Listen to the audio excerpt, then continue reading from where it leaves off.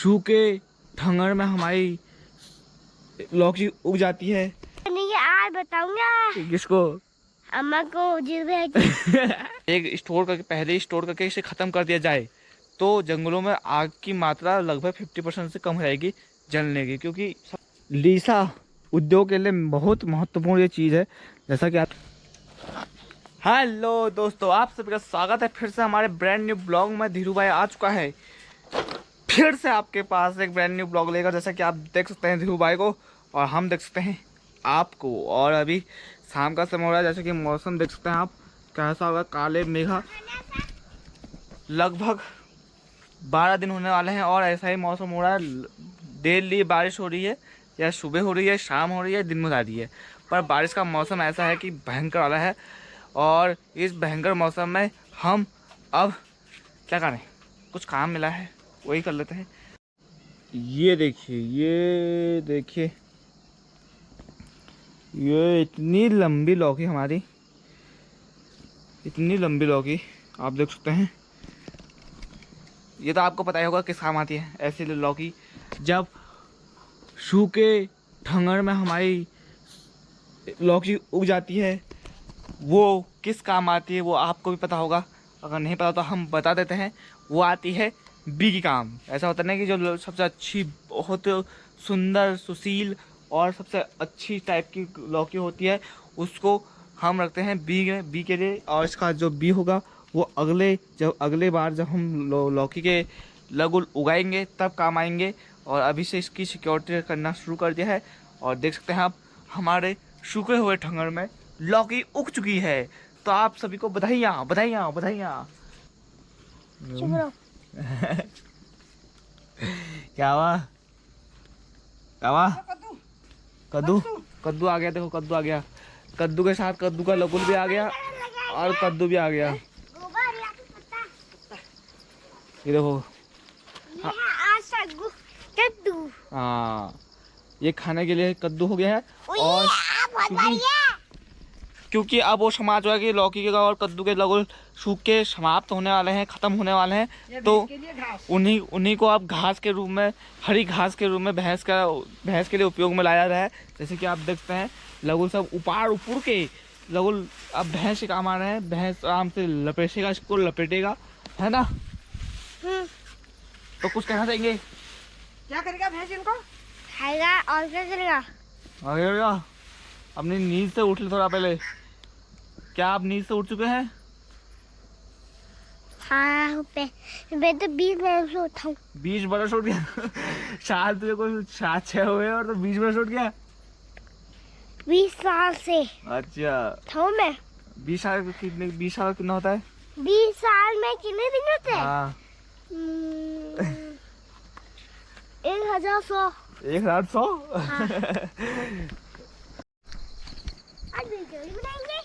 तो गाइस अभी हम जा रहे हैं मणिखेत। और मणिखेत हम जा रहे हैं पीरू। हाँ, क्योंकि हमारा पहाड़ मोटीन ख़त्म हो गया है, समाप्त हो चुका है। तो उसे फिर से लेने जा रहे हैं, फ्री का माल उठाने जा रहे हैं। और दक्षा क्या बोल रहा है तू पीरू को? मैं बोल रहा था कि ना हम किस काम जा रहे हैं?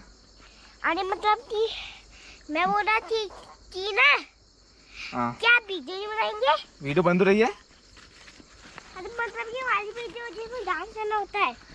दर्शकों को चल गया डांस का खुमार। तो आप देख सकते हैं क्या आपको डांस का खुमार चला है दस्सू? हैं? मैं कह रहा वीडियो बनाएंगे। अच्छा और सुनो और नीरू भैया जितू भैया एक पेड़ के नीचे बैठ के हमने जीतू भैया से बात करा।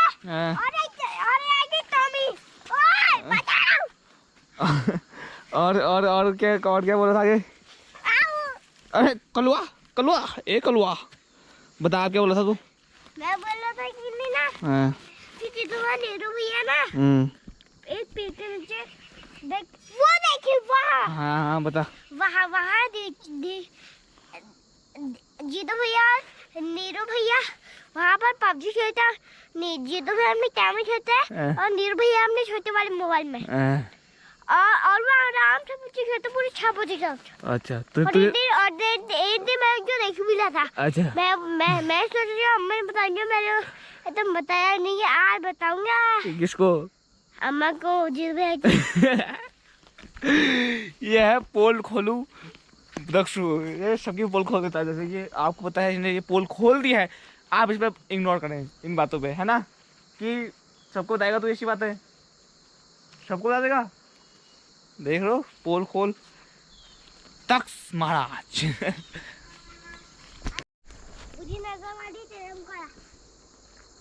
इन काले बादलों को देखकर अब मन जो उठ गो, मन जो ना उठ गो अब। अरे यार प्रसन्न हुई जोल रात्रि बत्ती ब्याह बत्ती रात्रि तक दियो दियो सामो रात्रि रात्रि हम तो ब्याह सामो ब्याह हम तो रात्रि सामो प्रसन्न हुई जोल प्रसन्न। अब खत्म हो जा अशोध लागो, अशोध काम निपटान दे ना भैया, कैसी करा तुम काम मैं छू कश कर दिमो दियो दियो सामो रॉल आदमी रॉल जैसे ये देख सकता जोड़ा हाल है इसके रॉल आगे रॉल यूं यूं ते पैर से हुआ वो यार शामो के बताऊं दिमाग खराब ठंड हो और जामू अरे पंखा जोड़ा नहीं पर मैं यार शामो के एलोपैथी सर्दी आ गई और जामू को। और यार हाल बहुत ही बेकार कर रहे हैं और सोचा घा ये ऐसे शाम के लागमो नौले ऐसे सड़े यार घा ऐसे सड़ायो भाई साहब। और ये देखो कौश रॉ लाग छी, सिर्फ एक दिन पुरानी बात है। रॉल देखो ये रात का समय और रात को इसने ऐसा तांडव मचाया क्या बताएं। हेलो गाइस, आज हम जंगल में आए हैं। बहुत खतरनाक जंगल है, कहीं से भी शेर आ सकता है, आप देख सकते हैं कैसे शेर आ सकता है।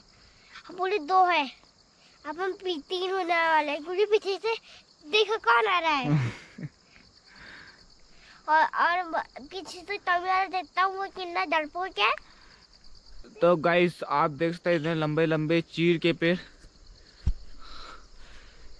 इन इन इन इन चीड़ के पेड़ को हम बोलते हैं शॉर्डो। पहाड़ी में जो भाषा में हम पहाड़ी भाषा में इनको हम शॉर्डो बोलते हैं, कहीं कुछ और बोलते होंगे पर कुमाऊं क्षेत्र में शौकाडो बोलते हैं। और इसे इसमें जो ये पत्ते हैं ना इनको पिरुल कहते हैं। पिरुल आपने सुना ही होगा, पिरुल। इन पिरुल के पत्तों का ईंधन का काम भी होता है। आजकल तो इसका उपयोग ईंधन के लिए भी हो रहा है, ऊर्जा संचार के लिए बनना है। और कुमाऊं क्षेत्र में ये प्रचलित होने लगा है, गढ़वाल क्षेत्र में प्रचलित होने लगा है, उत्तराखंड में ये प्रचलित होने लगा है। और इससे कई प्रकार की चीज़ें बन रही हैं, बहुत चीज़ें आप देख भी रहे होंगे फेसबुक व्हाट्सएप पे, आपने इंस्टाग्राम सब जगह इससे कुछ कटोरी बन रही है, क्या क्या बन रहा है। और ये पूरे उत्तराखंड में ये पूरे उत्तराखंड में पाया जाता है। ऐसा नहीं है कि यही जगह पाया जाता है, पूरे उत्तराखंड में चीड़ के पेड़ बहुत मात्रा में पाए जाते हैं। और इनकी जो ये जो पत्ते हैं ये सिर्फ वेस्टेज है।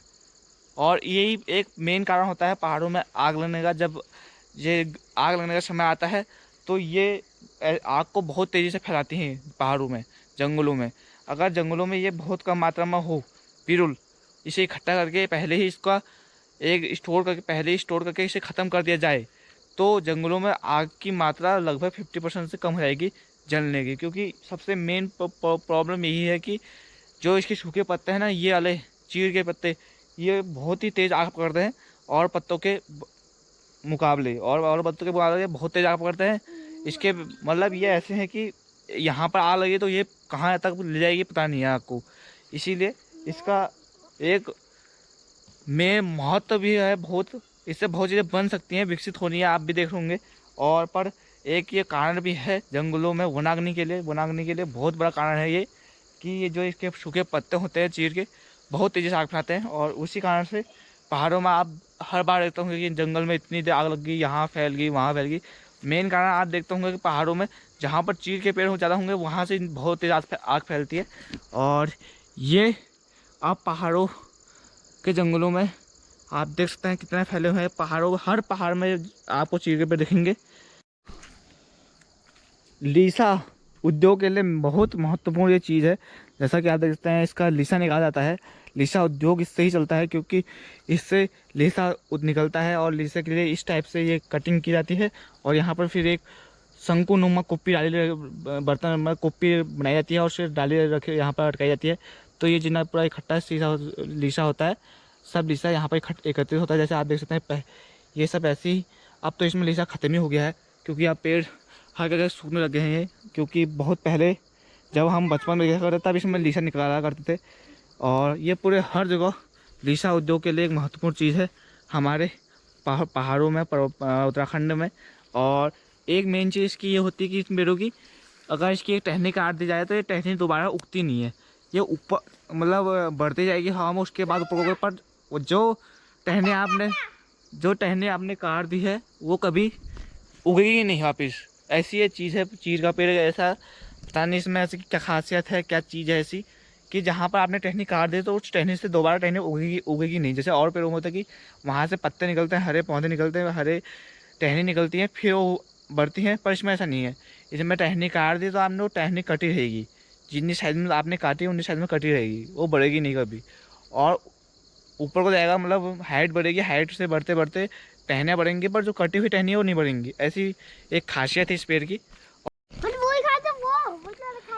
और इस पेड़ को हमारे पहाड़ों में, सभी गाँवों में, सभी घरों में एक प्रकार के धुएँ के लिए इसका उपयोग किया जाता है, क्योंकि जो जानवरों पर अभी हर मौसम में मच्छर मक्खी लगती हैं, वो भैंस को बहुत प्रॉब्लम रहती है, तो उसे भगाने के लिए ये एक अच्छी चीज़ है जिससे कि धुआं फैलता है। और ये वैसे भी नहीं है कि ये प्रदूषण फैला रही है, ये तो प्राकृतिक है, प्राकृतिक अपने आप मिट जाती है।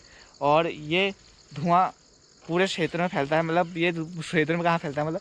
और ये धुआं अपने जानवरों का बचाव होता है मक्खियों से, मच्छरों से, बीमारियों से, क्योंकि मक्खी मच्छर इसमें बीमारियाँ फैलाते हैं। और किसी प्रकार के मक्खी मच्छर हैं जो इतने भयंकर बीमारी फैला देते हैं कि आपको पता भी नहीं होगा। इतने सारे मच्छर होते हैं कि क्या बताएं। मूड़ लग गई नहीं ना, मूड़ लग गई वो भगानी, मूड़ भगा देनी, मूड़ यूँ ऐसा होता है। जिन्हें करना मूड़ लग गए यार, बोई की सड़क मूड़ यूँ मच्छर भगामी यूँ भगानी यार, पीड़ू भगाऊँगा यार, दीजिए हम इकट्ठा करूँ। और अभी हम इकट्ठा कर रहे हैं इसको, है ना दोस्तों। तो चलें फिर काम शुरू करें। ये है पीरू। हाँ, इससे सब मोर भी बना सकते हैं। हाँ देखिए, अगर ये सबको शिक्षा दी जाए तो इससे बहुत चीज़ें बन सकती हैं। इसका प्रचलन होना चाहिए, क्योंकि इससे बहुत प्रकार के आपने देखे होंगे कई चीज़ें बनाई जा रही हैं। और ये स्कूली बच्चों को तो खासकर में इसका शिक्षा देनी चाहिए, नहीं देनी चाहिए, नॉलेज देनी चाहिए। कैसे तुम मोर कैसे बनाओ, कटोरी कैसे बनाओ, इससे कटोरी बन सकती है, मोरी बन सकता है, सब चीज़ बन सकता है इससे। हाँ, इसे सब चीज़ बनता है। तो ये सिखाया जाए नहीं जाए।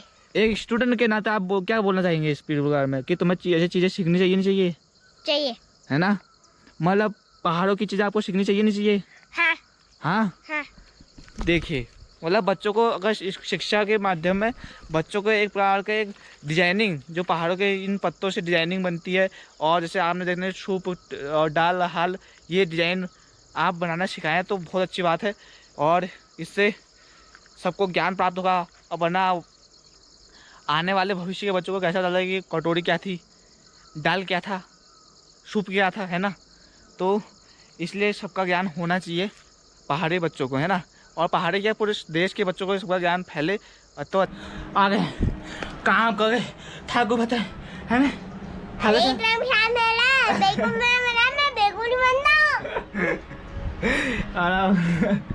काम करके आप खा रहे दाल भात, तूने खाया नहीं खाना, ये बता। तो 150 रुपये प्लेट है।